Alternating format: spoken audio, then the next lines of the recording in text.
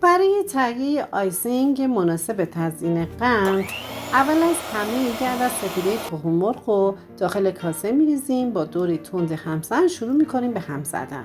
این مرحله خیلی مهمه. باید اونقدر هم بزنید تا سفیده ها کاملا سفت بشه و فرم بگیره.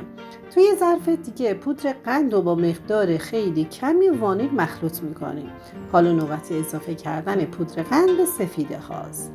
اما کم کم اضافه میکنیم. هر بار کمی پودر قند میریزیم، دوباره هم میزنیم تا هم گلوله نشه هم بافتش بهتر کنترل بشه و بهتره که از پودر قند حریر استفاده بکنید که خیلی نرم و لطیف هستش.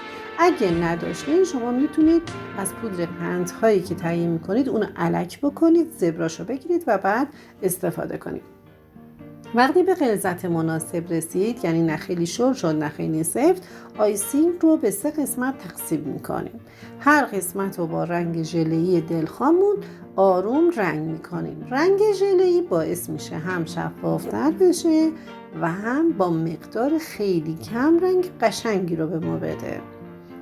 حالا که تا اینجا اومدی، قلب سفید و قرمزش کن و یه خدا قوت برای من بفرست.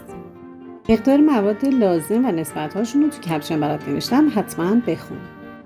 از اینکه رنگ‌های دست شدن، آیسینگ رو داخل قیف می‌ریزیم و در نهایت شروع می‌کنیم به پایپ کردن روی قندهای کله‌ای یا حبه‌ای یا گرد هم میتونید استفاده بکنید. این قندها رو از قبل درست کردیم، کاملا خشک شده و امروز ازش استفاده می‌کنیم. این روش بچه‌ها خیلی ساده است ولی نتیجهش فوق‌العاده تمیز، حرفه‌ای و چشمگیر میشه. برای کارهای فانتزیا ظریف. نوش نگاهتون.